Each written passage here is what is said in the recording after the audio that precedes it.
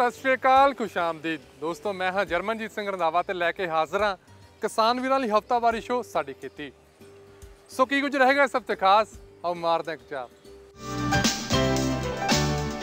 पंजाब विच कई ਥਾਵਾਂ ਉੱਤੇ ਝੋਨੇ ਦੀ ਵਾਢੀ ਸ਼ੁਰੂ। ਖੇਤੀ ਵਿਗਿਆਨੀਆਂ ਤੇ ਸਰਕਾਰ ਵੱਲੋਂ ਖੇਤਾਂ ਵਿੱਚ ਪਰਾਲੀ ਨਾ ਸਾੜਨ ਲਈ ਕਿਸਾਨਾਂ ਨੂੰ ਅਪੀਲ ਅਤੇ ਹਦਾਇਤ।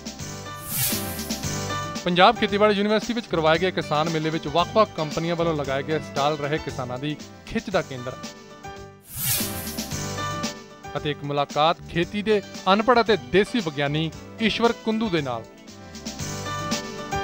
ਦੋਸਤੋ, ਜਿਵੇਂ ਕਿ ਸਭ ਨੂੰ ਪਤਾ ਹੈ ਕਿ ਅੱਜ ਕੱਲ੍ਹ ਪੰਜਾਬ ਦੇ ਵਿੱਚ ਝੋਨੇ ਦਾ ਸੀਜ਼ਨ ਸ਼ੁਰੂ ਹੋ ਗਿਆ ਹੈ ਤੇ ਟਾਮੀ ਥਾਵਾਂ ਉੱਤੇ ਕਿਸਾਨਾਂ ਵੱਲੋਂ ਆਪਣੀ ਝੋਨੇ ਦੀ ਪੱਕੀ ਹੋਈ ਫਸਲ ਵੱਢੀ ਜਾ ਰਹੀ ਹੈ।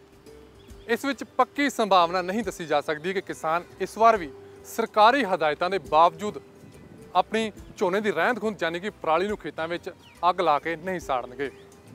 ਤੁਹਾਨੂੰ ਦੱਸ ਦਈਏ ਕਿ ਸਰਕਾਰ ਵੱਲੋਂ ਇਸ ਵਾਰੀ ਸਖਤ ਹਦਾਇਤਾਂ ਨੇ ਉਹਨਾਂ ਕਿਸਾਨਾਂ ਖਿਲਾਫ ਜੋ ਖੇਤਾਂ ਵਿੱਚ ਝੋਨੇ ਦੀ ਰਹਿੰਦ ਖੂੰਹਦ ਯਾਨੀ ਕਿ ਪਰਾਲੀ ਨੂੰ ਅੱਗ ਲਾਉਂਦੇ ਨੇ। ਕਿਸਾਨ ਵੀਰੋ, ਤੁਹਾਨੂੰ ਦੱਸ ਦਈਏ ਕਿ ਇਹ ਝੋਨੇ ਦੀ ਪਰਾਲੀ ਨੂੰ ਜਦੋਂ ਅਸੀਂ ਅੱਗ ਲਗਾਉਂਦੇ ਹਾਂ, ਇਸ ਨਾਲ ਸਿਰਫ ਪ੍ਰਦੂਸ਼ਣ ਹੀ ਨਹੀਂ ਫੈਲਦਾ, ਇਸ ਨਾਲ ਸਾਡੇ ਖੇਤਾਂ ਦੇ ਵਿੱਚ ਉਪਜਾਊ ਤੱਤ ਅਤੇ ਮਿੱਤਰ ਕੀੜੇ ਵੀ ਨਸ਼ਟ ਹੋ ਜਾਂਦੇ ਨੇ, ਜੋ ਕਿ ਸਾਡੀਆਂ ਫਸਲਾਂ ਦੇ ਰਾਖੇ ਮੰਨੇ ਜਾਂਦੇ ਨੇ। ਪੰਜਾਬ ਵਿੱਚ ਝੋਨੇ ਦੀ ਟਾਮੀ ਫਸਲ ਮੰਡੀਆਂ ਵਿੱਚ ਆਉਣੀ ਸ਼ੁਰੂ ਹੋ ਗਈ ਹੈ ਅਤੇ ਕੁਝ ਦਿਨ ਬਾਅਦ ਝੋਨੇ ਦੀ ਕਟਾਈ ਜ਼ੋਰ-ਸ਼ੋਰ ਨਾਲ ਸ਼ੁਰੂ ਹੋ ਜਾਵੇਗੀ। ਝੋਨੇ ਦੀ ਫਸਲ ਤੋਂ ਬਾਅਦ ਪੰਜਾਬ ਦੇ ਜ਼ਿਆਦਾਤਰ ਖੇਤੀ ਅਧੀਨ ਰਕਬੇ ਵਿੱਚ ਕਣਕ ਦੀ ਕਾਸ਼ਤ ਕੀਤੀ ਜਾਂਦੀ ਹੈ, ਜਦੋਂ ਕਿ ਕੁਝ ਕਿਸਾਨ ਸਰੋਂ, ਆਲੂ ਅਤੇ ਹੋਰ ਫਸਲਾਂ ਜਾਂ ਸਬਜ਼ੀਆਂ ਦੀ ਕਾਸ਼ਤ ਕਰਦੇ ਨੇ। ਅਗਲੀ ਫਸਲ ਬੀਜਣ ਲਈ ਜ਼ਮੀਨ ਤਿਆਰ ਕਰਨ ਵਾਸਤੇ ਜ਼ਿਆਦਾਤਰ ਕਿਸਾਨ ਫਸਲਾਂ ਦੀ ਰਹਿੰਦ ਖੂੰਹਦ ਨੂੰ ਸਾੜ ਦਿੰਦੇ ਨੇ। ਇਸ ਗੱਲ ਦੀ ਕੋਈ ਪੱਕੀ ਸੰਭਾਵਨਾ ਨਹੀਂ ਹੈ ਕਿ ਇਸ ਵਾਰ ਕਿਸਾਨ ਝੋਨੇ ਦੀ ਪਰਾਲੀ ਨੂੰ ਖੇਤ ਵਿੱਚ ਹੀ ਨਹੀਂ ਸਾੜਨਗੇ। ਪੰਜਾਬ ਵਿੱਚ ਇਸ ਵਾਰ 70 ਲੱਖ ਏਕੜ ਤੋਂ ਵਧੇਰੇ ਰਕਬੇ ਵਿੱਚ ਝੋਨੇ ਦੀ ਫਸਲ ਬੀਜੀ ਗਈ ਸੀ। ਇਨ੍ਹਾਂ ਖੇਤਾਂ ਵਿੱਚ ਪਰਾਲੀ ਨੂੰ ਅੱਗ ਲਾਉਣ ਨਾਲ ਪੰਜਾਬ ਦਾ ਵਾਤਾਵਰਣ ਇੰਨਾ ਜ਼ਿਆਦਾ ਪ੍ਰਦੂਸ਼ਿਤ ਹੋਵੇਗਾ ਕਿ ਉਸ ਨੂੰ ਪੂਰੀ ਤਰ੍ਹਾਂ ਸਾਫ਼ ਹੋਣ ਵਿੱਚ ਕਈ ਮਹੀਨੇ ਲੱਗ ਜਾਣਗੇ। ਭਾਵੇਂ ਪੰਜਾਬ ਵਿੱਚ ਪਰਾਲੀ ਅਤੇ ਫਸਲਾਂ ਦੀ ਹੋਰ ਰਹਿੰਦ ਖੂੰਹਦ ਨੂੰ ਸਾੜਨ ਤੇ ਪਾਬੰਦੀ ਲਾਈ ਗਈ ਹੈ, ਪਰ ਇਸ ਦਾ ਕੋਈ ਅਸਰ ਨਹੀਂ ਹੋਇਆ। ਜ਼ਮੀਨ ਦੀ ਸਿਹਤ ਜਿਹੜੀ ਆ ਲਗਾਤਾਰ ਜਿਹੜੀ ਆ ਉਹ ਗਿਰਾਵਟ ਵਿੱਚ ਜਾ ਰਹੀ ਆ। ਸਾਡੀਆਂ ਜਿਹੜੀ ਖਾਦਾਂ ਹੀ ਜਿਹੜੇ ਆ ਉਹ ਡਿਪੈਂਡੈਂਟ ਹੋ ਗਏ ਆ ਰਸਾਇਣਿਕ ਖਾਦਾਂ ਦੇ ਉੱਤੇ, ਤੇ ਜੇਕਰ ਅਸੀਂ ਰਸਾਇਣਿਕ ਖਾਦਾਂ ਤੋਂ ਜਾਂ ਇਹਨਾਂ ਤੋਂ ਜ਼ਹਿਰਾਂ ਤੋਂ ਮੁਕਤ ਹੋਣਾ ਵਾ ਤੇ ਸਾਨੂੰ ਜ਼ਮੀਨ ਦੇ ਵਿੱਚ ਜੈਵਿਕ ਅੰਸ਼ ਜਿਹੜੇ ਆ ਉਹ ਵਧਾਉਣੇ ਪੈਣਗੇ। ਜੈਵਿਕ ਅੰਸ਼ ਇਸ ਵੇਲੇ ਜੇ ਆਪਾਂ ਹਿਸਾਬ ਲਈਏ ਕਿ ਪੰਜਾਬ ਦੀ ਧਰਤੀ ਦੇ ਵਿੱਚ ਐਵਰੇਜ ਜਿਹੜੀ 0.25 ਇੰਨੀ ਕੁ ਹੈਗੀ ਆ।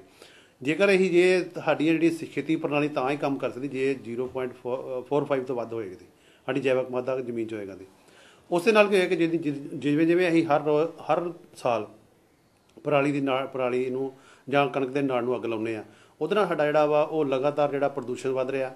ਸਾਡੀ ਜਿਹੜੀ ਨੇ ਧੂਏ ਦੇ ਨਾਲ ਜਿਹੜਾ ਵਾ ਉਹ ਐਕਸੀਡੈਂਟ ਵੱਧ ਰਿਹਾ। ਐਕਸੀਡੈਂਟ ਨਾਲ ਘੇਰੀ ਮਨੁੱਖੀ ਜਿਹੜੀ ਜਾਨਾਂ ਨੇ ਉਹ ਜ਼ਿਆਦਾ ਜਾ ਰਹੀਆਂ ਨੇ। ਸਾਹ ਦੀ ਜਿਹੜੀ ਮੇਨ ਜਿਹੜੀ ਸਾਹ ਦੀ ਛਾਤੀ ਦੀ ਜਿਹੜੀ ਸਮੱਸਿਆ ਜਿਹੜੀ ਆ ਬਿਮਾਰੀ ਦੀ ਉਹ ਜ਼ਿਆਦਾ ਵੱਧ ਰਹੀ ਆ। ਦੂਜਾ, ਸਰਕਾਰ ਜਾਂ ਫਿਰ ਖੇਤੀਬਾੜੀ ਵਿਭਾਗ ਵੱਲੋਂ ਅਜਿਹਾ ਕੋਈ ਹੱਲ ਕਿਸਾਨਾਂ ਨੂੰ ਨਹੀਂ ਸੁਝਾਇਆ ਗਿਆ ਜਿਸ ਨਾਲ ਕਿਸਾਨ ਪਰਾਲੀ ਆਦਿ ਨੂੰ ਸਾੜਨ ਦੀ ਬਜਾਏ ਉਸ ਤੋਂ ਕੁਝ ਮੁਨਾਫਾ ਕਮਾ ਸਕਣ। ਕਿਸਾਨ ਤਾਂ ਪਰਾਲੀ ਨੂੰ ਸਾੜਨ ਨਾਲ ਹੋਣ ਵਾਲੇ ਨੁਕਸਾਨ ਪ੍ਰਤੀ ਵੀ ਜਾਗਰੂਕ ਨਹੀਂ ਹਨ। ਇਸ ਲਈ ਕਈ ਸਾਲਾਂ ਤੋਂ ਅਜਿਹਾ ਸਿਲਸਿਲਾ ਚੱਲਿਆ ਆ ਰਿਹਾ ਹੈ। ਪਰਾਲੀ ਨੂੰ ਖੇਤਾਂ ਵਿੱਚ ਸਾੜਨ ਨਾਲ ਧਰਤੀ ਤੇ ਜੀਵਾਂ ਦਾ ਬਹੁਤ ਜ਼ਿਆਦਾ ਨੁਕਸਾਨ ਹੁੰਦਾ ਹੈ, ਜਿਸ ਕਾਰਨ ਆਉਣ ਵਾਲੀਆਂ ਫਸਲਾਂ ਦੇ ਉਤਪਾਦਨ ਤੇ ਵੀ ਬੁਰਾ ਪ੍ਰਭਾਵ ਪੈਂਦਾ ਹੈ। ਖੇਤਾਂ ਵਿੱਚ ਮਿਲਣ ਵਾਲੇ ਜੀਵ ਦੋ ਤਰ੍ਹਾਂ ਦੇ ਹੁੰਦੇ ਨੇ। ਇੱਕ ਤਾਂ ਉਹ ਜਿਹੜੇ ਧਰਤੀ ਵਿੱਚ ਖੁੱਡਾ ਬਣਾ ਕੇ ਜਾਂ ਫਿਰ ਫਸਲਾਂ ਵਿੱਚ ਆਲਣੇ ਬਣਾ ਕੇ ਰਹਿੰਦੇ ਨੇ, ਤੇ ਦੂਜੇ ਉਹ ਜਿਹੜੇ ਬਹੁਤ ਜ਼ਿਆਦਾ ਸੂਖਮ ਜੀਵ ਹੁੰਦੇ ਨੇ ਅਤੇ ਮਿੱਟੀ ਵਿੱਚ ਹੀ ਰਲੇ ਮਿਲੇ ਹੁੰਦੇ ਨੇ। ਅੱਗ ਦੇ ਭਾਂਬੜ ਇਹਨਾਂ ਦੋਹਾਂ ਤਰ੍ਹਾਂ ਦੇ ਜੀਵਾਂ ਦਾ ਬਹੁਤ ਭਾਰੀ ਨੁਕਸਾਨ ਕਰਦੇ ਨੇ। ਇਸ ਦਾ ਨਤੀਜਾ ਇਹ ਹੁੰਦਾ ਹੈ ਕਿ ਕਿਸੇ ਖੇਤ ਵਿੱਚ ਅੱਗ ਲਗਾਏ ਜਾਣ ਤੋਂ ਬਾਅਦ ਜਿਹੜੀ ਫਸਲ ਦੀ ਕਾਸ਼ਤ ਕੀਤੀ ਜਾਂਦੀ ਹੈ ਉਸ ਦੇ ਝਾੜ ਤੇ ਬਹੁਤ ਜ਼ਿਆਦਾ ਅਸਰ ਪੈਂਦਾ ਹੈ। ਇਸ ਲਈ ਕਿਸਾਨਾਂ ਨੂੰ ਇਹ ਗੱਲ ਹਰ ਹਾਲਤ ਸਮਝਣੀ ਪਵੇਗੀ ਕਿ ਧਰਤੀ ਦੇ ਜੀਵਾਂ, ਕੀੜਿਆਂ ਆਦਿ ਨੂੰ ਬਚਾਉਣ ਲਈ ਕਿਸੇ ਵੀ ਹਾਲਤ ਵਿੱਚ ਫਸਲ ਦੀ ਰਹਿੰਦ ਖੂੰਹਦ ਨੂੰ ਅੱਗ ਨਾ ਲਾਈ ਜਾਵੇ। ਮਿੱਤਰ ਕੀੜੇ ਜਿਹੜੇ ਸਾਡੇ ਖੇਤਾਂ ਵਿੱਚ ਆ ਉਹ ਉਹਨਾਂ ਦੀ ਗਿਣਤੀ ਘਟ ਰਹੀ ਆ। ਖਾਸ ਕਰਕੇ ਜਿਹੜੀ ਸਾਡੀਆਂ ਕੁਛ ਤਿੱਤਰ ਆ, ਬਟੇਰੇ ਆ, ਟਟਿਓਲੀਆਂ ਨੇ, ਸੱਪ ਆ, ਇਹ ਜਿਹੜੇ ਅੰਡੇ ਦਿੰਦੇ ਆ ਮੋਸਟਲੀ ਜਿਹੜੇ ਆ ਉਹ ਖੇਤਾਂ ਵੀ ਦਿੰਦੇ ਆ ਜਾਂ ਬੰਨਿਆਂ ਵੀ ਦਿੰਦੇ ਆ। ਜਦੋਂ ਉਹ ਭਾਗ ਲਾ ਦਿੰਦੇ ਆ ਸਾਰੇ ਸੜ ਜਾਂਦੇ ਆ, ਤੇ ਉਹਦੇ ਨਾਲ ਸਾਡੀ ਜਿਹੜੀ ਆ ਉਹ ਜਿਹੜੇ ਲਗਾਤਾਰ ਘਟ ਰਹੇ ਆ ਤੇ ਇਸ ਨਾਲ ਕੀ ਸਾਡੇ ਦੁਸ਼ਮਣ ਕੀੜੇ ਵੱਧ ਰਹੇ ਆ। 1 ਏਕੜ ਜ਼ਮੀਨ ਵਿੱਚ ਕਿੰਨੇ ਅਰਬ ਜੀਵ ਅਤੇ ਸੂਖਮ ਜੀਵ ਰਹਿੰਦੇ ਨੇ, ਇਸ ਗੱਲ ਦਾ ਪੱਕੇ ਤੌਰ ਤੇ ਅੰਦਾਜ਼ਾ ਲਾਣਾ ਬਹੁਤ ਮੁਸ਼ਕਿਲ ਹੈ। ਜਿਹੜੇ ਜੀਵ ਧਰਤੀ ਵਿੱਚ ਖੁੱਡਾ ਬਣਾ ਕੇ ਜਾਂ ਫਿਰ ਆਲਣਿਆਂ ਵਿੱਚ ਰਹਿੰਦੇ ਨੇ, ਉਹਨਾਂ ਦੀ ਗਿਣਤੀ ਸੂਖਮ ਜੀਵਾਂ ਦੇ ਮੁਕਾਬਲੇ ਬਹੁਤ ਘੱਟ ਹੁੰਦੀ ਹੈ। ਫਿਰ ਵੀ 1 ਏਕੜ ਵਿੱਚ ਅਜਿਹੇ ਜੀਵਾਂ ਦੀ ਵੱਡੀ ਗਿਣਤੀ ਮੌਜੂਦ ਹੁੰਦੀ ਹੈ। इन्हां विच सप, बिच्छू, किरलियां, डड्डू, सिपियां, कोके, गंडोए, चिड़ियां, कबूतर, घुग्गियां, गटारां, गालड़, न्यूले, तित्तर, बटेर अते होर कई तरह के पंछी अते जीव शामिल होंदे ने। इस तों इलावा कुछ सूखम जीव अजिहे भी होंदे ने जिहड़े मिट्टी विच इकमिक होंदे ने। अजिहे जीवां नूं खुर्दबीन दी मदद बगैर वेखना असंभव हुंदा है। इस संबंध विच जिहड़ी जानकारी उपलब्ध है उस मुताबिक 1 ग्राम मिट्टी विच सूखम जीवां दीयां कई किस्मां होंदियां ने अते हरेक किस्म दे जीवां दी गिणती ਲੱਖਾਂ विच हो सकती है। ਇਹ सूखम जीव फसल ਨੂੰ खुराकी सप्लाई ਕਰਨ ਵਿੱਚ ਸਹਾਈ ਹੁੰਦੇ ਨੇ। खेत विच फसल ਦੀ ਰਹਿੰਦ ਖੁੰਦ ਅਤੇ ਪਰਾਲੀ ਆਦਿ ਨੂੰ ਸਾੜਨ ਦੌਰਾਨ ਦੋਹਾਂ ਕਿਸਮਾਂ ਦੇ ਜੀਵਾਂ ਅਤੇ ਪੰਛੀਆਂ ਦਾ ਬਹੁਤ ਨੁਕਸਾਨ ਹੁੰਦਾ ਹੈ, ਜਿਸ ਨੂੰ ਹਰ ਹਾਲਤ ਬਚਾਇਆ ਜਾਣਾ ਚਾਹੀਦਾ ਹੈ। ਖੇਤਾਂ ਵਿੱਚ ਪਰਾਲੀ ਆਦਿ ਨੂੰ ਅੱਗ ਲਗਾਏ ਜਾਣ ਕਾਰਨ ਵੱਡੀ ਪੱਧਰ ਤੇ ਧੂੰਆਂ ਵੀ ਫੈਲਦਾ ਹੈ ਅਤੇ ਉਸ ਨਾਲ ਹਵਾ ਪ੍ਰਦੂਸ਼ਿਤ ਹੋ ਜਾਂਦੀ ਹੈ। ਇਸ ਪ੍ਰਦੂਸ਼ਣ ਕਾਰਨ ਇਨਸਾਨਾਂ ਨੂੰ ਸਾਹ ਅਤੇ ਚਮੜੀ ਦੇ ਕਈ ਕਿਸਮ ਦੇ ਰੋਗ ਲੱਗ ਸਕਦੇ ਨੇ। ਸਮੇਂ ਸਿਰ ਇਲਾਜ ਨਾ ਕੀਤਾ ਜਾਵੇ ਤਾਂ ਇਹ ਰੋਗ ਜਾਨਲੇਵਾ ਵੀ ਹੋ ਸਕਦੇ ਨੇ। ਇਸ ਤੋਂ ਇਲਾਵਾ ਖੇਤਾਂ ਵਿੱਚ ਲੱਗੀ ਅੱਗ ਅਤੇ ਧੂਏ ਕਾਰਨ ਕਈ ਕਿਸਮ ਦੇ ਹਾਦਸੇ ਵੀ ਵਾਪਰਦੇ ਨੇ, ਜਿਨ੍ਹਾਂ ਵਿੱਚ ਅਤੀਤ ਦੌਰਾਨ ਕਈ ਲੋਕਾਂ ਦੀਆਂ ਜਾਨਾਂ ਜਾ ਚੁੱਕੀਆਂ ਨੇ। ਇੱਕ ਖੇਤ ਵਿੱਚ ਪਰਾਲੀ ਆਦਿ ਨੂੰ ਲਾਈ ਅੱਗ ਦੂਜੇ ਖੇਤ ਵਿੱਚ ਖੜੀ ਫਸਲ ਦਾ ਨੁਕਸਾਨ ਵੀ ਕਰ ਸਕਦੀ ਹੈ। ਕਿਸਾਨ ਇਸ ਰਹਿੰਦ ਖੂੰਹਦ ਨੂੰ ਖੇਤ ਵਿੱਚ ਹੀ ਵਾਹ ਕੇ ਇਸ ਤੋਂ ਖਾਦ ਦਾ ਕੰਮ ਵੀ ਲੈ ਸਕਦੇ ਨੇ। ਸੋ ਕਿਸਾਨਾਂ ਵੀਰਾਂ ਨੂੰ ਇਹ ਬੇਨਤੀ ਹੈ ਕਿ ਜਦੋਂ ਵੀ ਹੁਣ ਅਸੀਂ ਪਰਾਲੀ ਵੱਢਣੀ ਆ ਤੇ ਝੋਨਾ ਜਾਂ ਬਾਸਮਤੀ ਵੱਢਣੀ ਆ ਤੇ ਕੋਸ਼ਿਸ਼ ਕਰੀਏ ਕਿ ਆਪਾਂ ਜਿਹੜੀ ਜ਼ੀਰੋ ਟਿਲ ਡਰਿਲ ਜਾਂ ਸੈਪੀ ਸੀਡਰ ਆ ਉਹਦੇ ਨਾਲ ਆਪਾਂ ਸਿੱਧੀ ਜਿਹੜੀ ਆ ਬਿਜਾਈ ਕਰ ਸਕਦੇ ਹਾਂ ਕਣਕ ਦੀ। ਉਹਦੇ ਨਾਲ ਕੀ ਹੈ ਸਾਡਾ ਜਿਹੜਾ ਖਰਚਾ ਹੀ ਬਚੂਗਾ, ਸਾਡਾ ਪਹਿਲੀ ਜਿਹੜੀ ਰੌਣੀ ਜਿਹੜੀ ਆਪਾਂ ਕਰਦੇ ਉਹਦਾ ਪਾਣੀ ਵੀ ਬਚੂਗਾ। ਤੇ ਇਸ ਦੇ ਨਾਲ ਸਾਡੇ ਕੋਲ ਇਸ ਵੇਲੇ ਕੰਬਾਈਨਾਂ ਵੀ ਇਹੋ ਜਿਹੀਆਂ ਆ ਗਈਆਂ ਨੇ ਕਿ ਜਿਹੜੀਆਂ ਕਿ ਉਹਦੇ ਨਾਲ ਇੱਕ ਸਪੇਅਰ ਪਾਰਟ ਲੱਗ ਜਾਂਦਾ ਵਾ ਜਿਹੜਾ ਕਿ ਉਹਨੂੰ ਵੱਢ ਕੁਤਰ ਕੇ ਤੇ ਉਹਨੂੰ ਖਿਲਾਰ ਦਿੰਦਾ ਵਾ।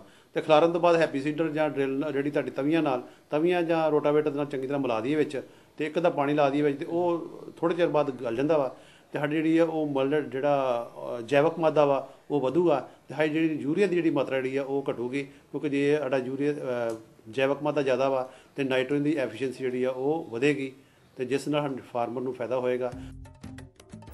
ਕਿਸੇ ਵੀ ਹਾਲਤ ਵਿੱਚ ਝੋਨੇ ਦੀ ਪਰਾਲੀ, ਕਣਕ ਤੇ ਨਾੜ ਜਾਂ ਹੋਰ ਫਸਲਾਂ ਦੀ ਰਹਿੰਦ ਖੂੰਹਦ ਨੂੰ ਅੱਗ ਲਾ ਕੇ ਨਹੀਂ ਸਾੜਨਾ ਚਾਹੀਦਾ।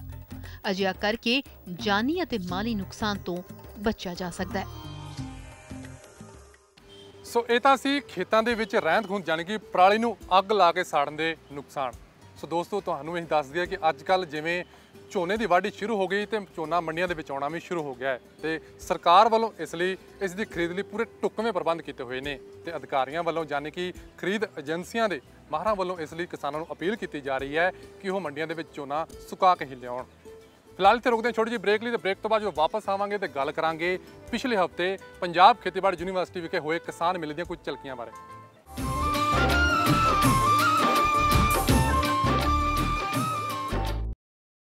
ਬ੍ਰੇਕ ਤੋਂ ਬਾਅਦ ਤੁਹਾਡਾ ਸਵਾਗਤ ਹੈ। ਕਿਸਾਨ ਵੀਰੋ, ਪਿਛਲੇ ਹਫ਼ਤੇ ਪੰਜਾਬ ਖੇਤੀਬਾੜੀ ਯੂਨੀਵਰਸਿਟੀ ਵੱਲੋਂ ਕਿਸਾਨਾਂ ਲਈ ਇਸ ਹਫ਼ਤੇ ਕਿਸਾਨ ਮੇਲਾ ਕਰਵਾਇਆ ਗਿਆ, ਜਿੱਥੇ ਵੱਡੀ ਗਿਣਤੀ ਵਿੱਚ ਕਿਸਾਨਾਂ ਨੇ ਹਾਜ਼ਰੀ ਭਰੀ। ਉੱਥੇ ਹੀ ਵੱਖ-ਵੱਖ ਕੰਪਨੀਆਂ ਵੱਲੋਂ ਖੇਤੀ ਸੰਦਾਂ ਅਤੇ ਬੀਜ ਬਣਾਉਣ ਵਾਲੀਆਂ ਕੰਪਨੀਆਂ ਵੱਲੋਂ ਸਟਾਲ ਵੀ ਲਗਾਇਆ ਗਿਆ। ਇਸ ਦੌਰਾਨ ਇਹਨਾਂ ਸਟਾਲਾਂ ਦੇ ਉੱਤੇ ਕਿਸਾਨਾਂ ਦਾ ਠਾਠਾ ਇਕੱਠ ਦਿਖਾਈ ਦਿੱਤਾ। ਸੋ ਆਓ ਦੇਖਦੇ ਹਾਂ ਇਸ ਕਿਸਾਨ ਮੇਲੇ ਦੀਆਂ ਕੁਝ ਖਾਸ ਝਲਕੀਆਂ।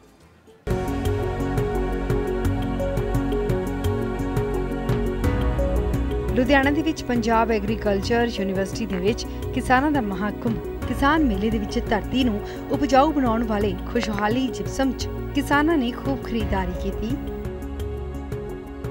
ਪਲਵਿੰਦਰ ਸਿੰਘ ਨੇ ਦੱਸਿਆ ਹੈ ਕਿ ਇਹ ਖੇਤੀ ਦੇ ਲਈ ਖੁਸ਼ਹਾਲੀ ਜਿਪਸਮ ਲੈ ਕੇ ਆਏ ਨੇ ਤੇ ਇਸ ਪ੍ਰੋਡਕਟ ਦੇ ਨਾਲ ਖੇਤੀ ਦੀ ਉਪਜਾਊ ਸ਼ਕਤੀ ਵਧਦੀ ਹੈ। ਜੋਰ ਪੈਲੀ ਵਾਸਤੇ, ਕਲਰ ਵਾਸਤੇ, ਰੋਡ ਪੈਲੀ ਵਾਸਤੇ, ਠੀਕ ਹੈ ਜੀ। ਉਹਨਾਂ ਨੂੰ ਸਮਝਾਇਆ, ਜਿੰਨਾ ਸਮਝਾਈਦਾ ਵੀ ਇੱਕ DAP ਘੱਟ ਪੈਣੀ ਹੈ, ਯੂਰੀਆ ਘੱਟ ਪੈਣੀ ਹੈ, ਠੀਕ ਹੈ ਜੀ। ਪੋਟਾਸ਼ ਵੀ ਪੁਣੀ ਆ, ਬਾਕੀ ਹੋਰ ਵੀ ਜਿਹੜੀਆਂ ਜ਼ਮੀਨਾਂ ਨੇ pH ਲੈਵਲ ਜਿਹੜਾ ਜ਼ਮੀਨ ਦਾ ਪੂਰਾ ਕਰਦੀ ਆ, ਬਰਾਬਰ ਆਦੀ ਆ, ਠੀਕ ਹੈ ਜੀ। ਹੋਰ ਜੀ ਬਸ ਜੀ ਫਾਇਦਾ ਇਹ ਹੈ ਜੀ, ਆਪਣਾ ਇੱਕ ਤੇ ਝਾੜ ਵਧਾਉਂਦੀ ਆ ਜ਼ਮੀਨ ਦਾ ਜੀ, ਠੀਕ ਹੈ ਜੀ। ਇੱਕ ਆਪਣੀ ਪੈਲੀ ਨੂੰ ਪੂਰੀ ਜਿਹੜੀ pH ਲੈਵਲ ਜਿਹੜਾ ਪੂਰਾ ਦਾ ਬਰਾਬਰ ਰੱਖਦੀ ਆ ਜ਼ਮੀਨ ਦਾ। ਕੈਲਸ਼ੀਅਮ ਸਲਫਰ ਜਿਹੜੀ ਨੈਚੁਰਲ ਇਹਦਾ ਕੁਦਰਤੀ ਆ ਜੀ, ਠੀਕ ਹੈ ਜੀ, ਕੈਮੀਕਲ ਨਹੀਂ ਕੋਈ ਹੈਗਾ ਚ। ਉਧਰ KS ਗਰੁੱਪ ਦੇ ਜਤਿੰਦਰ ਸਿੰਘ ਨੇ ਦੱਸਿਆ ਕਿ ਉਹਨਾਂ ਦੀ ਕੰਪਨੀ ਦੇ ਵੱਲੋਂ ਬਣਾਈ ਗਈ ਮਸ਼ੀਨਰੀ ਦੇ ਨਾਲ ਕਿਸਾਨਾਂ ਨੂੰ ਵੱਡਾ ਫਾਇਦਾ ਮਿਲੇਗਾ ਤੇ ਪੈਡੀ ਸਟਾਪਰ ਦੇ ਇਸਤੇਮਾਲ ਤੋਂ ਵਾਤਾਵਰਣ ਵੀ ਸਹੀ ਰਹੇਗਾ ਤੇ ਝਾੜ ਕਾਫੀ ਵਧੇਗਾ। KS ਗਰੁੱਪ ਨੇ ਇਸ ਵਾਰ ਸਟਾਲ ਤੇ ਨਵਾਂ ਪ੍ਰੋਡਕਟ ਲਾਂਚ ਕੀਤਾ ਹੈ, ਪੈਡੀ ਸਟਾਰ ਚੌਪਰ, ਜਿਹਦੇ ਵਿੱਚ ਕਿ ਕਿਸਾਨਾਂ ਨੂੰ ਇਹ ਦੱਸਿਆ ਗਿਆ ਹੈ ਕਿ ਇਹ ਪੈਡੀ ਸਟਾਰ ਚੌਪਰ ਚਲਾ ਕੇ ਅੱਗ ਲਗਾਉਣ ਤੋਂ ਬਚਾਇਆ ਜਾ ਸਕਦਾ ਹੈ ਆਪਣੇ ਵਾਤਾਵਰਣ ਨੂੰ, ਤੇ ਧੂਏ ਤੋਂ ਰਹਿਤ ਵਾਤਾਵਰਨ ਆਪਾਂ ਦੇ ਸਕਦੇ ਹਾਂ ਸਾਰੇ ਲੋਕਾਂ ਨੂੰ। ਉਧਰ ਤਾਰਾ ਹੈਲਥ ਫੀਡ ਦਾ ਦਾਅਵਾ ਹੈ ਕਿ ਪਸ਼ੂਆਂ ਦੇ ਲਈ ਉਹ ਬਿਹਤਰ ਫੀਡ ਦੇ ਰਿਹਾ ਹੈ। ਕੰਪਨੀ ਦੇ ਡਾਕਟਰ ਨੇ ਦੱਸਿਆ ਕਿ ਪਹਿਲਾਂ ਉਹ ਜੈਤੂਨ ਤਾਰਾ ਤੇਲ ਦੇ ਨਾਲ ਲੋਕਾਂ ਦੀ ਸਿਹਤ ਸਹੀ ਬਣਾ ਰਹੇ ਸੀ, ਹੁਣ ਧਨੌਲਾ ਤੇਲ ਵੀ ਉਹਨਾਂ ਦੀ ਕੰਪਨੀ ਨੇ ਲਾਂਚ ਕਰ ਦਿੱਤਾ ਹੈ। ਪਸ਼ੂਆਂ ਸੰਬੰਧੀ ਜਿਹੜਾ ਫੀਡ ਆ ਅਮੋਲ 10,000 ਅਮੋਲ 8,000 ਅਮੋਲ ਕਲੋਜ਼ਅਪ ਅਮੋਲ ਡਰਾਈ ਅਸੀਂ ਸਪੈਸ਼ਲ ਲਾਂਚ ਕੀਤੀ ਆ ਤਾਂ ਜੋ ਜਾਨਵਰ ਜਿਹੜੇ ਨੇ ਘੱਟ ਤੋਂ ਘੱਟ ਖਰਚਾ ਕਰਕੇ ਤੋਂ ਵੱਧ ਦੁੱਧ ਲਿਆ ਜਾਵੇ। ਸਾਡਾ ਇੱਕ ਕੰਪਨੀ ਦਾ ਇੱਕੋ ਨਿਸ਼ਚਾ ਕਿ ਹਰ ਸਾਲ ਫਾਰਮਰ ਦੇ ਜਾਨਵਰ ਜਿਹੜੇ ਨੇ ਉਹ ਬੱਚਾ ਦੇਣ ਤੇ ਜਾਨਵਰ ਦੇ ਜਿਹੜੇ ਬੱਚੇ ਨੇ ਉਹ ਜਲਦੀ ਜਵਾਨ ਹੋਣ ਤਾਂ ਜੋ ਜਾਨਵਰ ਫਾਰਮਰ ਦਾ ਜਿਹੜੇ ਪ੍ਰਾਪਰਟੀ ਆ ਜਿਹੜੇ ਉਹਦੇ ਜਾਨਵਰ ਨੇ ਉਹ ਸਾਲ ਦੇ ਵਿੱਚ 2 ਹੋਣ ਤਾਂ ਜੋ ਫਾਰਮਰ ਜਿਹੜਾ ਹੈਗਾ ਵੱਧ ਤੋਂ ਵੱਧ ਪੈਸਾ ਲੈ ਸਕੇ। ਤੇ ਉਧਰ ਕੁਬੋਟਾ ਟਰੈਕਟਰ ਕੰਪਨੀ ਦੇ ਬਲਜੀਤ ਸਿੰਘ ਨੇ ਦੱਸਿਆ ਕਿ ਕੰਪਨੀ ਨੇ ਨਵੀਂ ਤਕਨੀਕ ਵਾਲਾ ਟਰੈਕਟਰ ਲਾਂਚ ਕੀਤਾ ਹੈ। ਕਿਸਾਨਾਂ ਦੇ ਵੱਲੋਂ ਕਾਫੀ ਬੁਕਿੰਗ ਵੀ ਕਰਾਈ ਜਾ ਰਹੀ ਹੈ ਕਿਉਂਕਿ ਮੇਲੇ ਦੇ ਵਿੱਚ ਕਾਫੀ ਛੂਟ ਦਿੱਤੀ ਜਾ ਰਹੀ ਹੈ। ਇਸ ਕਿਸਾਨ ਮੇਲੇ ਤੇ ਸਪੈਸ਼ਲ ਐਤਕੀ ਆਪਣਾ 55 ਹਾਰਸ ਪਾਵਰ ਦਾ MG 5501 ਮਾਡਲ ਜਿਹੜਾ ਲਾਂਚ ਕੀਤਾ ਹੈ ਜੀ, ਜਿਹੜਾ ਕਿ 4 ਸਿਲੰਡਰ ਹੈ। ਇਹਦੀ ਜਿਹੜੀ ਵਿਸ਼ੇਸ਼ਤਾਵਾਂ ਜਿਹੜੀਆਂ ਹਨ ਉਹ ਹੈ ਕਿ ਜਿਹੜਾ ਇਹਦਾ ਇੰਜਨ ਹੈਗਾ ਉਹ CDI ਇੰਜਨ ਤਕਨੀਕ ਵਾਲਾ ਹੈਗਾ। 4 ਵਾਲਵ ਸਿਸਟਮ ਹੈ। ਪਹਿਲੀ ਵਾਰੀ ਟਰੈਕਟਰ ਇੰਡਸਟਰੀ ਵਿੱਚ ਕੋਈ ਇੰਜਨ ਟਰੈਕਟਰ ਇਹਦੇ ਨਾਲ ਆਇਆ ਕਿ 4 ਵਾਲਵਸ ਨੇ, 2 ਵਾਲਵਸ ਹੁੰਦੇ ਨੇ। ਸਾਡਾ ਜਿਹੜਾ ਟਰੈਕਟਰ ਹੈ ਕੁਬੋਟਾ ਦਾ ਉਹਦੀ ਜਿਹੜੀ ਮੇਨ ਹੈ ਪਰਫਾਰਮੈਂਸ, ਵਧੀਆ ਕਾਰਗੁਜ਼ਾਰੀ, ਸਭ ਤੋਂ ਕਿਫਾਇਤੀ ਤੇ ਭਰੋਸੇਯੋਗ। ਤੇ ਉਹਦਾ ਦਸ਼ਮੇਸ਼ ਮਕੈਨੀਕਲ ਦੇ ਸਰਵਜੀਤ ਸਿੰਘ ਨੇ ਕਿਹਾ ਕਿ ਉਹਨਾਂ ਦੀ ਕੰਪਨੀ PAU ਦੀ ਸਹਾਇਤਾ ਦੇ ਨਾਲ ਕਿਸਾਨਾਂ ਦੇ ਲਈ ਕੰਪਲੀਟ ਸੋਲੂਸ਼ਨ ਹੈ। ਜਿਹੜੇ ਵੀ ਜ਼ਿੰਮੇਦਾਰਾਂ ਲਈ ਸਭ ਤੋਂ ਵੱਧ ਲਾਹੇਮੰਦ ਨੇ ਅਸੀਂ ਉਹ ਇੱਥੇ ਇੰਟਰੋਡਿਊਸ ਕੀਤੇ ਨੇ। ਉਹਦੇ ਵਿੱਚ ਹੈਪੀ ਸੀਡਰ ਅੱਜ ਕੱਲ੍ਹ ਦੀ ਸਭ ਤੋਂ ਵੱਡੀ ਜ਼ਰੂਰਤ ਹੈ। ਪੈਡੀ ਸਟ੍ਰॉ ਚੌਪਰ, ਜਿਵੇਂ ਕਿ ਅੱਜ ਕੱਲ੍ਹ ਵਾਤਾਵਰਨ ਨੂੰ ਦੂਸ਼ਿਤ ਹੋ ਰਿਹਾ, ਅੱਗ ਲੱਗ ਰਹੀ ਹੈ, ਧੂੰਆਂ ਹੋ ਰਿਹਾ ਬਹੁਤ ਜ਼ਿਆਦਾ, ਉਹਦੇ ਲਈ ਪੰਜਾਬ ਐਗਰੀਕਲਚਰ ਯੂਨੀਵਰਸਿਟੀ ਨਾਲ ਰਲ ਕੇ ਅਸੀਂ ਪੈਡੀ ਸਟ੍ਰॉ ਚੌਪਰ ਤੇ ਸਟ੍ਰॉ ਰੀਪਰ ਬਣਾਇਆ। ਉਹਦੇ ਬਰਾਡ ਸੀਡ ਸਟੋਰ ਦੇ ਮਾਲਕ MS ਬਰਾਡ ਨੇ ਦੱਸਿਆ ਕਿ ਇਸ ਵਾਰ ਦੇ ਮੇਲੇ ਦੇ ਵਿੱਚ ਉਹਨਾਂ ਨੂੰ ਵੱਡਾ ਰਿਸਪਾਂਸ ਮਿਲਿਆ। ਉਹਨਾਂ ਨੇ ਦੱਸਿਆ ਕਿ ਉਹਨਾਂ ਦੇ ਸਟੋਰ ਦੇ ਵਿੱਚ ਉੱਚ ਕੁਆਲਿਟੀ ਦੇ ਬੀਜ ਉਪਲਬਧ ਨੇ। ਜਿਹੜੀ ਕਣਕ ਦੀ ਨਵੀਂ ਕਿਸਮ HD 3086 ਤੇ 1105 ਹੈ ਜੋ ਕਿ ਬਹੁਤ ਹੀ ਜ਼ਿਆਦਾ ਕਾਮਯਾਬ ਵੈਰਾਈਟੀ ਹੈ ਔਰ ਇਹ ਬਿਨਾਂ ਮੀਂਹ ਤੋਂ ਪਹਿਲਾਂ ਦੀ ਵੱਢੀ ਹੋਈ ਹੈ, ਬਿਲਕੁਲ ਸੁੱਕੀ ਕਣਕ ਹੈ ਜੀ ਔਰ ਇਹਦਾ ਝਾੜ ਤਕਰੀਬਨ 22 ਤੋਂ ਲੈ ਕੇ 26-27 ਕੁਇੰਟਲ ਤੱਕ ਆ ਜਾਂਦਾ ਹੈ। ਉਹਦੇ ਜਗਜੀਤ ਐਗਰੋ ਇੰਡਸਟਰੀ ਦੇ ਡਿਜ਼ਾਈਨ ਡਿਪਾਰਟਮੈਂਟ ਦੇ ਮਨਜੀਤ ਸਿੰਘ ਨੇ ਦੱਸਿਆ ਕਿ ਕਿਸਾਨਾਂ ਦੇ ਲਈ ਨਵੇਂ ਪ੍ਰੋਡਕਟ ਵਿਕਸਿਤ ਕੀਤੇ ਗਏ ਨੇ। ਇਸ ਤੋਂ ਇਲਾਵਾ ਨਿਊ ਸਵੈਨ ਇੰਡਸਟਰੀ ਦੇ ਮਾਲਿਕ ਉਪਕਾਰ ਸਿੰਘ ਨੇ ਕਿਹਾ ਕਿ ਮੇਲੇ ਦੇ ਵਿੱਚ ਕਿਸਾਨਾਂ ਦਾ ਵੱਡਾ ਰਿਸਪਾਂਸ ਮਿਲਿਆ ਹੈ। ਉਹਨਾਂ ਨੇ ਦੱਸਿਆ ਕਿ ਉਹਨਾਂ ਦੀ ਕੰਪਨੀ ਨੇ ਟਮਾਟਰ ਬੀਜਣ ਦੇ ਲਈ ਨਵੀਂ ਮਸ਼ੀਨ ਲਾਂਚ ਕੀਤੀ ਹੈ। ਇਸ ਦੇ ਨਾਲ ਕਿਸਾਨ ਵੱਡੇ ਪੱਧਰ ਤੇ ਬੁਕਿੰਗ ਕਰਵਾ ਰਹੇ ਨੇ। ਬਹੁਤ ਖੁਸ਼ੀ ਹੈ ਇਸ ਮੇਲੇ 'ਚ ਅੱਛਾ ਫੁੱਟਫਾਲ ਹੋਇਆ ਤੇ ਅੱਛਾ ਅਸੀਂ ਰਿਸਪਾਂਸ ਸਾਨੂੰ ਇਹਦੇ ਵਿੱਚ ਮਿਲਿਆ।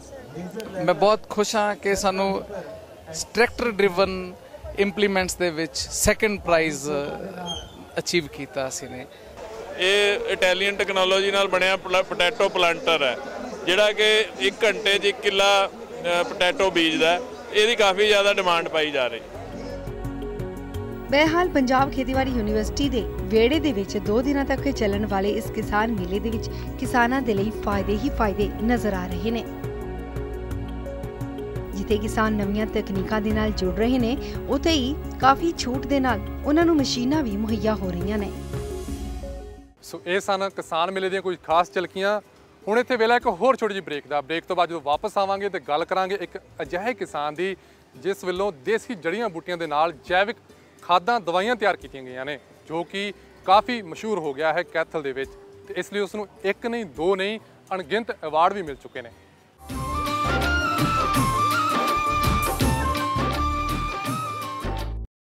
ਦੋਸਤੋ ਤੁਸੀਂ ਜਾਨਵਰਾਂ ਤੇ ਇਨਸਾਨਾਂ ਦੇ ਦੇਸੀ ਹਕੀਮ ਇਲਾਜ ਕਰਦੇ ਤੇ ਵੈਦ ਤਾਂ ਜ਼ਰੂਰ ਸੁਣੇ ਹੋਣਗੇ ਪਰ ਕਦੀ ਤੁਸੀਂ ਫਸਲਾਂ ਦਾ ਦੇਸੀ ਇਲਾਜ ਕਰਦਾ ਕੋਈ ਦੇਸੀ ਹਕੀਮ ਸੁਣਿਆ ਹੈ? ਜੇ ਨਹੀਂ ਸੁਣਿਆ ਤਾਂ ਤੁਹਾਨੂੰ ਅੱਜ ਮਿਲਵਾਉਂਦੇ ਆ ਹਰਿਆਣਾ ਦੇ ਜ਼ਿਲ੍ਹਾ ਕੈਥਲ ਦੇ ਪਿੰਡ ਕੈਲਰਾਮ ਦੇ ਦੇਸੀ ਵਿਗਿਆਨੀ ਖੇਤੀ ਵਿਗਿਆਨੀ ਈਸ਼ਵਰ ਕੰਦੂ ਦੇ ਨਾਲ ਜਿਸ ਨੇ ਦੇਸੀ ਜੜੀਆਂ ਬੂਟੀਆਂ ਦੇ ਨਾਲ ਕਈ ਕੀਟਨਾਸ਼ਕ ਤਿਆਰ ਕੀਤੇ ਨੇ ਤੇ ਇਸ ਦੇ ਚੱਲਦੇ ਉਸਨੇ ਕਈ ਪ੍ਰਾਪਤੀਆਂ ਵੀ ਹਾਸਲ ਕੀਤੀਆਂ ਨੇ।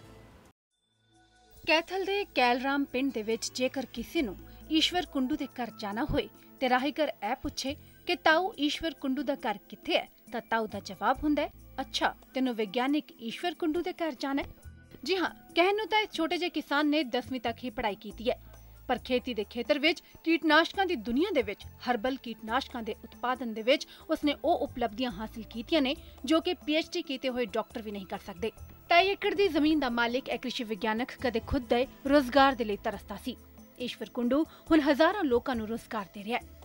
ਈਸ਼ਵਰ ਕਹਿੰਦੇ ਨੇ ਕਿ ਸਾਲ 2000 ਦੇ ਵਿੱਚ ਔਸ਼ਧੀ ਬੂਟਿਆਂ ਤੇ ਉਸਨੇ ਰਿਸਰਚ ਸ਼ੁਰੂ ਕੀਤੀ। कृषि विज्ञान केंद्र की सहायता के नाल इन्हां औषधि बूटियां ते आधारित रसायनां के उत्पादन का काम शुरू किया। 4 साल की करड़ी मेहनत तो बाद साल 2004 दे विच कमाल 505 नाम का एक फार्मूला इजाद किया जो किसानां नूं बेहद पसंद आया।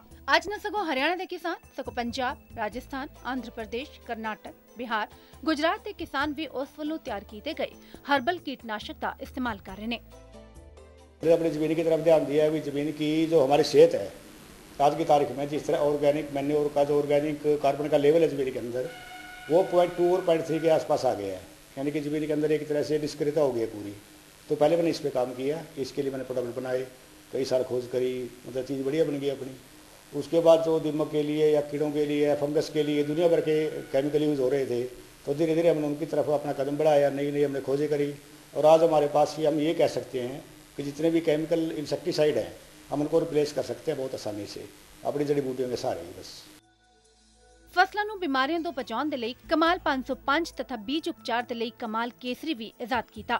ईश्वर कुंडू दसदे ने कि 50-60 दे दहाके दे विच देश दे विच हरित क्रांति आई ते इस दा मंतव सी देश दी पैदावार नूं वधाउणा। हरित क्रांति ने खेती दे विच अजिहा जबरदस्त बदलाव लिआंदा कि देश दे अन्न भंडार भरन लगे।